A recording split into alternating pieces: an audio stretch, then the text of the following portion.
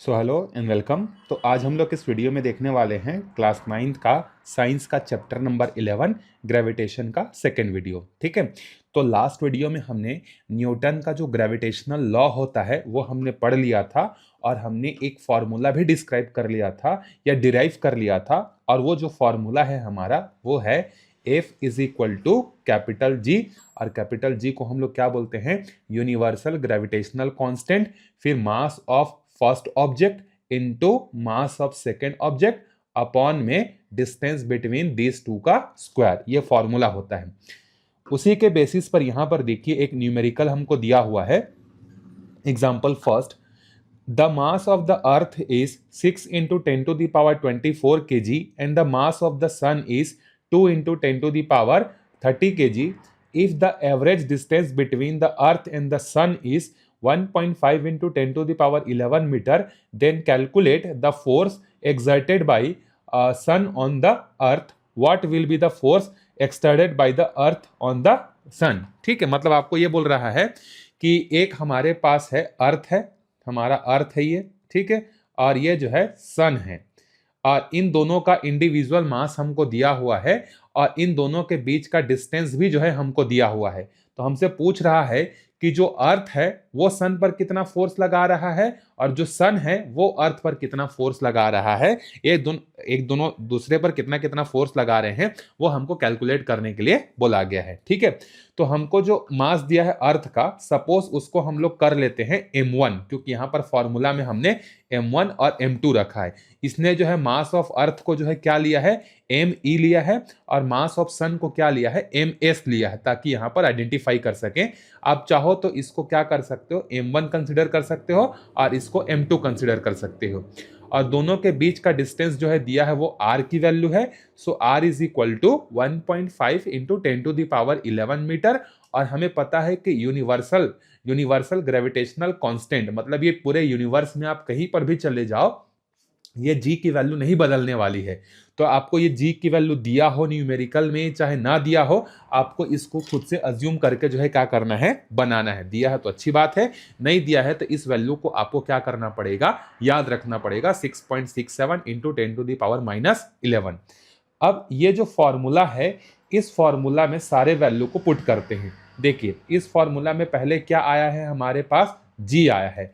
तो जी की वैल्यू कितनी है, यहां पर देखिए 6.67 इंटू 10 टू द पावर -11। फिर m1 मतलब पहला ऑब्जेक्ट का मास जो कि कितना है, 6 इंटू 10 टू द पावर 24, यहां पर हमने रख दिया। m2 के जगह हमने कितना रख दिया, 2 इंटू 10 टू द पावर 30 रख दिया। और नीचे में r का स्क्वायर है, तो r क्या है, दोनों के बीच का डिस्टेंस है, तो 1.5 इंटू 10 टू द पावर 11 की पावर में 2। अब देखिए पहले हम लोग इसको सिंप्लीफाई करेंगे। ये जो 10 की पावर में है ये तीनों को, हमने एक चीज पढ़ा है, 9th में भी पढ़ा होगा आपने, 8th में भी पढ़ा है, कि अगर कोई दो नंबर हैं जिनके बेस अगर सेम है और पावर अलग अलग है और अगर वो मल्टीप्लाई हो रहे हैं तो दोनों पावर आपस में क्या होते हैं, ऐड हो जाते हैं। ये 2 के जगह 3 भी हो सकता है। तो यहां पर देखिए, यहां भी इसका बेस 10 है, इसका भी बेस 10 है, इसका बेस भी 10 है। तो यहां पर जब इसको सॉल्व करेंगे तो 10 की पावर में हो जाएगा -11 प्लस 24 प्लस 30। ठीक है, ये हो जाएगा। तो जब इसको सिंप्लीफाई करेंगे तो ये हो जाएगा हम, अच्छा इसने क्या क्या है देखो, अगर इसके हिसाब से चलोगे तो भी कोई दिक्कत नहीं है, या मैं जो बता रहा हूं उसके हिसाब से चलोगे तो भी कोई समस्या नहीं है। ठीक है, तो इसको जब सॉल्व करेंगे तो -11 प्लस 24 कितना हो जाएगा, 13 हो जाएगा।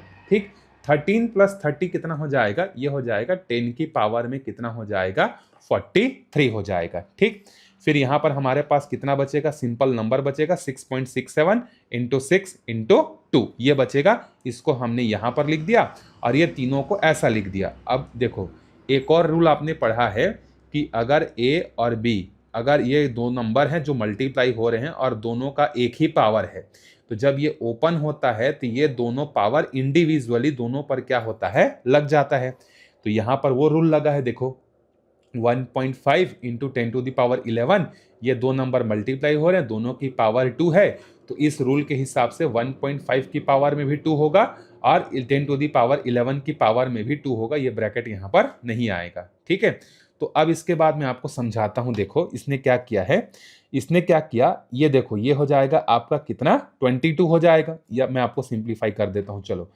हमारे पास बचा है 6.67 बचा है, इंटू 6 2 कितना हो जाएगा हमारे पास 12, और ये तीनों पावर को जब हमने सॉल्व किया तो हमारे पास कितना बचा 10⁻43 बचा, और इस रूल के हिसाब से ये दोनों पे पावर हो जाएगा। तो 1.5 की पावर में 2 कितना होता है 2.25 होता है, और 10⁻11 होल टू द पावर 2, इसमें भी एक रूल है कि अगर एक नंबर है उसकी पावर कुछ है और होल टू द पावर कुछ है तो ये दोनों पावर आपस में क्या होते हैं मल्टीप्लाई हो जाते हैं। तो 10 की पावर में 11 है, फिर होल टू द पावर 2 है, तो ये 11 और 2 मल्टीप्लाई हो जाएंगे और 10 टू द पावर कितना हो जाएगा 11 2 22 हो जाएगा। ठीक है, अब देखिए फिर एक रूल आपको मैं बताता हूं, और वो रूल कौन सा है, जब दो नंबर जैसे यहां पर जो है डिवाइड हो रहे हैं, या इस तरीके से है a की पावर में m है और b की पावर में क्या है m है, या इसको मैं थोड़ा सा अलग बताता हूं आपको। चलिए इसको इरेज करके, अगर दो नंबर डिवाइड हो रहे हैं जिनके बेस जो है क्या है सेम है, जैसे a की पावर में m अपॉन में a की पावर में n, तो इनटू होने से पावर प्लस होता है, डिवाइड होने से पावर क्या होता है हमारा माइनस होता है। तो यहां पर देखिए इसका भी बेस 10 है, इसका भी बेस 10 है, तो यहां पर क्या हो जाएगा दोनों पावर जो है क्या हो जाएंगे माइनस हो जाएंगे। तो ऊपर में जो हमारे पास बचा है उसको वैसी का वैसी रहने देते हैं, 6.67 इंटू 12, और दोनों क्या हो रहे हैं डिवाइड हो रहे हैं, तो 43 में से 22 हमारा क्या हो जाएगा माइनस हो जाएगा, और नीचे में कितना बच जाएगा 2.25 जो है बचेगा। ठीक है, अब चलिए इसको जब सॉल्व करेंगे तो ये हो जाएगा 6.67 इंटू 12, और 43 में से 22 को कम कर देंगे तो हमारे पास कितना बचेगा 10 टू द पावर 21 जो है बचेगा, और नीचे में कितना बचेगा 2.25 जो है ये बचेगा। ठीक, चलिए फिर इसको जब हम लोग सॉल्व करेंगे, मैं आपको रफली ऐसे ही बता रहा हूं, देखो 6.67 को जब हम लोग डिवाइड करते हैं 2.25 से तो ये नियरली होगा आपका 3 होगा। आप राउंड ऑफ करके कैलकुलेशन कर सकते हैं ना, ऐसे बड़े क्वेश्चन अगर एग्जाम में आ रहे हैं या यही क्वेश्चन अगर आ रहा है तो आपको एकदम पॉइंट टू पॉइंट लिखने की जरूरत नहीं है। आप रफली 6.67 को 2.5 से डिवाइड करोगे तो ये आएगा 3 के अबाउट आएगा आसपास, और ये हो जाएगा 10 टू द पावर 21। तो 12 3 कितना हो जाएगा 36 into 10 to the power 21, bracket में बड़े प्यार से आप लिख दीजिएगा यहाँ पर अप्रॉक्स करके, आपका एक भी नंबर जो है नहीं कटेगा। आपको जैसे ये 35.57 लेकर आना है, ऐसा एग्जैक्ट करने की जरूरत नहीं है।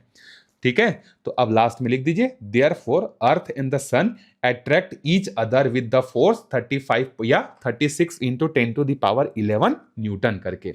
यहां पर इसका फोर्स का यूनिट क्या होता है न्यूटन, तो न्यूटन यहां पर मेंशन करना है। ठीक है, तो इस तरीके से आप कैलकुलेशन को कर सकते हैं, कोई बहुत बड़ा चीज नहीं है, आप राउंड ऑफ करके भी कैलकुलेशन को जो है कर सकते हैं। आंसर एकदम डेसिमल में आए या एकदम पॉइंट टू पॉइंट लेकर आना है ऐसा कोई जरूरी नहीं है बड़े क्वेश्चन में। चलिए अब आगे बढ़ते हैं। देखिए एक एक्टिविटी आपको करने के लिए बोला है, और वो एक्टिविटी क्या है देखो, calculate the force of attraction between you and a friend sitting at a distance of 1 metre from you, do you feel this force, if not then why. ये तो कैलकुलेट कर सकते हो आप क्या करना है, आपको देखो इसी फोर्स को यूज करना है। F इज इक्वल टू क्या होता है G, और ये हो जाएगा M1 M2 अपॉन में कितना हो जाएगा R²। तो सपोज आपका जो वेट है वो उसको कंसिडर कर लेते हैं M1, और आपके फ्रेंड के वेट को कंसिडर कर लेते हैं M2।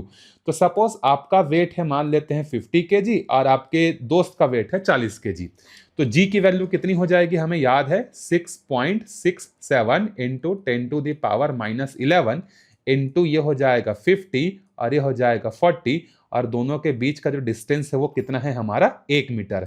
याद रखिएगा डिस्टेंस को हमेशा मीटर में रखना है, तो 1 का स्क्वायर क्या होता है 1 ही होता है। तो यहां पर जब दोनों को इंटू करेंगे और 6.67 के साथ मल्टीप्लाई करेंगे तो ये देखो ये हो जाएगा 6.67 इंटू 5 4 कितना होता है 20, और 2 0 और आ जाएगा इंटू में 10 टू द पावर -11, नीचे में 1 का स्क्वायर 1 ही होगा और 1 से डिवाइड करेंगे तो वही आएगा। तो ये हो जाएगा हमारा देखिए 667 इंटू 20, 2 जीरो कम कर दिए उधर के डेसिमल को हटाने के लिए, तो अब ये हो जाएगा 0 इंटू 10⁻11। देखो -11 का मतलब कितना है, बहुत छोटी चीज है, बहुत ज्यादा छोटी चीज है ना। इसको और सॉल्व करके लिखेंगे तो 1.3 और कितना डेसिमल लगा रहे हैं, 4 डिजिट, तो 4 डिजिट कम कर देंगे यहाँ पर तो -7।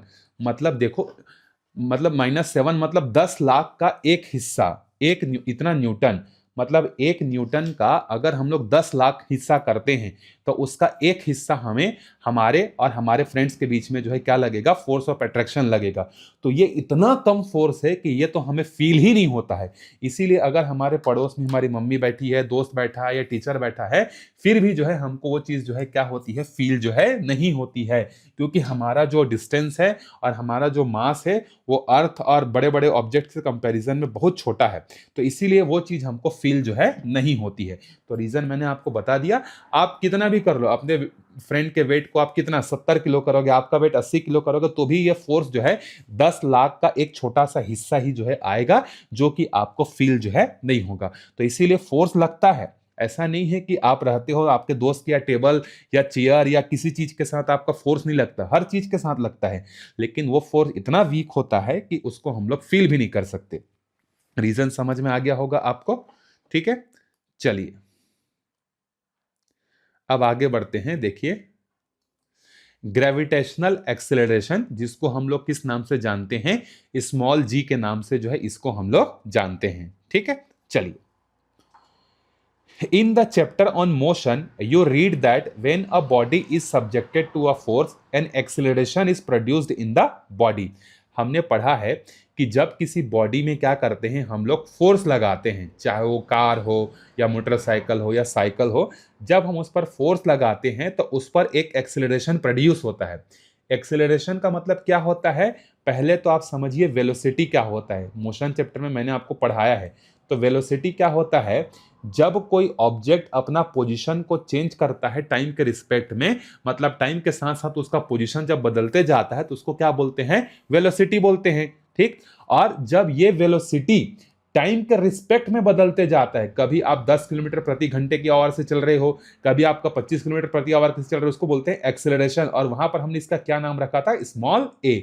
जैसे अगर आप कार चला रहे हो तो क्या आप अपने घर से निकले और किसी रिलेटिव के यहाँ अगर आपको जाना है, तो क्या आपकी जो कार की स्पीड है वो आपके घर से लेके आपके रिलेटिव तक के घर के बीच में सेम रहती है क्या, नहीं। अगर रोड खाली है तो 100 की स्पीड भी हो सकती है, भीड़ भाड़ है तो 10 की स्पीड भी हो सकती है, रोड अच्छा नहीं तो 40 का भी स्पीड हो सकता है। तो जब हमारा स्पीड टाइम के साथ बदलता है तो उसी को क्या बोलते हैं हम लोग, एक्सेलरेशन बोलते हैं। और ये एक्सेलरेशन कब प्रोड्यूस होता है, जब किसी ऑब्जेक्ट में, किसी बॉडी में हम लोग क्या लगाते हैं, फोर्स लगाते हैं और मोशन कराते हैं। The acceleration produced in a body due to the Earth's gravitational force is called as gravitational acceleration। अभी हमने पहला वीडियो में पढ़ा था कि जब भी कोई ऑब्जेक्ट को ऊपर से ड्रॉप करते हैं तो जैसे जैसे वो अर्थ के नजदीक आने लगता है उसकी स्पीड क्या होने लगती है, बढ़ने लगती है। तो वो क्यों होती है, क्योंकि वहां पर अर्थ का ग्रेविटेशनल फोर्स काम करता है। अगर ये ग्राउंड है और ये बिल्डिंग है तो यहां पर इस ऑब्जेक्ट की स्पीड 5 मीटर पर सेकेंड होगी सपोज, ठीक है। और नीचे आएगा तो इसकी स्पीड हो सकती है 8 मीटर पर सेकेंड होगी, और स्पीड आएगा तो हो सकता है 12 मीटर पर सेकेंड होगा, और स्पीड और नजदीक आएगा तो 12 मीटर पर सेकेंड होगा। तो ये ऑब्जेक्ट जैसे जैसे नीचे की तरफ जाते जा रहा है, ग्रेविटेशनल फोर्स उसको खींचते जा रहा है। तो जब फोर्स खींच रहा है तो उसका स्पीड बढ़ रहा है कि नहीं, देखो पहले 5 मीटर पर सेकेंड की स्पीड से आ रहा था, अब 8 हो गया, अब 12 हो गया, 20 हो गया। तो यहां पर उसका स्पीड कंटिन्यूअसली बढ़ रहा है। तो ये किसके कारण से हो रहा है, ग्रेविटी के फोर्स के कारण से हो रहा है। इसीलिए इसको नॉर्मल एक्सेलरेशन वर्ड यूज ना करके इसके लिए हम लोग क्या वर्ड यूज कर देते हैं, ग्रेविटेशनल एक्सेलरेशन, ठीक है। तो अगर आपसे पूछा जाएगा कि ग्रेविटेशनल एक्सेलरेशन क्या होता है, so acceleration due to the earth gravitational force is called gravitational acceleration. वो एक्सेलरेशन जो कि अर्थ की ग्रेविटी के कारण किसी ऑब्जेक्ट पर प्रोड्यूस होती है, इसी को क्या कहा जाता है, ग्रेविटेशनल एक्सेलरेशन जो है कहा जाता है। और इसको ए से डिनोट ना करके हम लोग डिफरेंशिएट कर सके नॉर्मल एक्सेलरेशन और ग्रेविटी के एक्सेलरेशन से, इसीलिए ए का नाम हम लोग यहां पर क्या रख देते हैं, जी रख देते हैं, ठीक है। अब देखिए हमने न्यूटन का ग्रेविटेशनल लॉ पढ़ा है, F इज इक्वल टू जी। अगर इसको हम लोग पहले ऑब्जेक्ट के मास को कैपिटल एम लेते हैं और दूसरे ऑब्जेक्ट के मास को अगर हम लोग स्मॉल एम ले लेते हैं और यहाँ पर आर स्क्वायर कर लेते हैं, ठीक है, या इसको अगर हम लोग अर्थ के मतलब अर्थ के बेसिस पर हम लोग पढ़ रहे हैं ना, अर्थ के रेफरेंस में पढ़ रहे हैं, क्योंकि फोर्स कौन लगा रहा है, अर्थ लगा रहा है। तो अगर हम लोग अर्थ के रेफरेंस में पढ़ रहे हैं तो हम लोगों ने जो न्यूटन का जो ग्रेविटेशनल फॉर्मूला पढ़ा था, क्या था ग्रेविटेशनल फॉर्मूला, याद करो, ये तो अभी तक याद हो जाना चाहिए आपको। हमारा ग्रेविटेशनल फॉर्मूला था F is equal to G m1 m2 upon में r स्क्वायर। अब देखिए, सपोज दैट जो m1 है उसको हम लोग कंसिडर कर लेते हैं हमारे अर्थ का मास है, ठीक है, और जो m2 है वो किसी भी ऑब्जेक्ट का जो अर्थ की तरफ आ रही है उसका मास मान लेते हैं, ऑब्जेक्ट का मास मान लेते हैं, ठीक है। तो अर्थ के मास को हम लोग कैपिटल एम रखेंगे जब भी आगे पढ़ेंगे, और ऑब्जेक्ट के मास को स्मॉल एम रखेंगे ताकि हम लोग समझ सकें। और देखिए, अब यहां पर जो डिस्टेंस है आर, उसमें हम लोग क्या लेंगे, अर्थ के रेडियस को लेंगे, क्योंकि जो ग्रेविटी है वो अर्थ के सेंटर से लगती है। तो अगर ये अर्थ है और ये अर्थ का सेंटर है और ऑब्जेक्ट कितना भी दूर हो, तो यहां से हम लोग उस डिस्टेंस को नापेंगे। तो अर्थ के सरफेस से ज्यादा कोई ऑब्जेक्ट कितना दूर होगा, 4 किलोमीटर 5 किलोमीटर, उससे ज्यादा तो नहीं हो सकता, ठीक है। तो इसीलिए ये नेग्लिजिबल है, क्योंकि अर्थ का रेडियस बहुत बड़ा है और ये जो अर्थ के सरफेस से ये जो डिस्टेंस है ये नेग्लिजिबल है। इसीलिए हम लोग आर के जगह किसको कंसिडर कर लेते हैं, अर्थ के रेडियस को, जो कि हमारा क्या है, कैपिटल आर है, ठीक है। ठीक, चलो, तो अब इसी फॉर्मूले का डिजाइन चेंज होकर क्या हो जाएगा, जी तो जी रहेगा, m1 के जगह कैपिटल एम, m2 के जगह ऑब्जेक्ट का मास और डिस्टेंस के जगह अर्थ का रेडियस। तो यहीं से इसने शुरू किया है, तो ये हो गया हमारा F का नया फोर्स, ठीक। फिर उसके बाद हम लोगों ने न्यूटन का सेकेंड लॉ भी पढ़ा है मोशन में, और वो मोशन में क्या पढ़ा है हमने, F is equal to mass into acceleration, जहां पर जो m होता है वो ऑब्जेक्ट का मास होता है, और एक्सेलरेशन, सिंस यहां पर जो एक्सेलरेशन लग रहा है वो ऑब्जेक्ट पर जो है ग्रेविटी फोर्स के कारण लग रहा है, तो इस ए को हम लोग किस नाम को रिप्लेस कर सकते हैं, जी नाम से उसको रिप्लेस कर सकते हैं। अब सिंस ये पहला इक्वेशन और ये दूसरा इक्वेशन दोनों के दोनों ही जो है किस पर लगने वाले फोर्स को बता रहे हैं, किसी ऑब्जेक्ट पर लगने वाले फोर्स को बता रहे हैं, तो ये दोनों एक ही ऑब्जेक्ट पर लगने वाले फोर्स को बता रहे हैं। इसीलिए हम लोग दोनों इक्वेशन को आपस में क्या कर सकते हैं, कंपेयर भी कर सकते हैं। तो एक साइड आएगा mg और दूसरे साइड क्या आएगा, gm अपॉन में r का स्क्वायर। दोनों साइड से मास और मास को काट देंगे तो स्मॉल जी बराबर हमें क्या मिलेगा, एक रिश्ता मिल जाएगा, जी एम अपॉन में आर स्क्वायर। यह होता है स्मॉल जी का फॉर्मूला, ठीक है। और स्मॉल जी का अगर वैल्यू को हमें निकालना है तो जी की वैल्यू कितनी होती है, हम सबको याद है, 6.67 इंटू 10 टू दी पावर कितना होता है, -11 होता है। अर्थ का जो मास है वो लगभग 6 इंटू 10 टू दी पावर 24 होता है, और जो रेडियस होता है अर्थ का हमारा 6.4 इंटू 10 टू दी पावर 6 है। जब सारी वैल्यू को यहां पर हम लोग रखेंगे तो हमें जी की वैल्यू कितनी मिलती है, सिंप्लीफाई करने से, वो आपको करके देखना नहीं है, आप चाहते हो, अगर आपकी इच्छा है तो आप कर भी सकते हो। तो जी की जो वैल्यू निकल कर आती है वो होती है 9.81 मीटर पर सेकेंड स्क्वायर। लेकिन कई बार कैलकुलेशन पर्पस के लिए, इसको सिंप्लीफाई करने के लिए हम लोग इसको क्या मान लेते हैं, मैथमेटिकली जो है इसको हम लोग मान लेते हैं 10 के इक्वल जो है मान लेते हैं, ठीक है। लेकिन ये जो जी होता है ये हर जगह क्या होता है, सेम नहीं होता है, जी की वैल्यू अलग अलग होती है। अगर आप पोल पर चले जाएंगे तो वहां जी की वैल्यू अलग होगी, इक्वेटर पर चले जाएंगे तो वहां पर जी की वैल्यू अलग होगी। तो यहां पर देखो, does the value of G depends on the mass of the body. देखो जी के फॉर्मूले में मास आया है कि नहीं आया है, तो जी के फॉर्मूले में मास आया है, बिल्कुल आया है। किसका मास आया है, अर्थ का, ठीक है। Volume, nature, density, position above the surface, distance from the centre of the earth, which all factor among these are more important, is the value of G on the equator on the earth pole same, where will its value greater, discuss with your friend. अब देखो, इसको हम लोग अगले class में पढ़ेंगे कि small जी की जो वैल्यू है, क्या अर्थ के सेंटर पर या अर्थ के सरफेस पर, पोल पर, सब जगह एक जैसा रहता है या अलग अलग रहता है क्या, इसको हम लोग पढ़ेंगे, ठीक।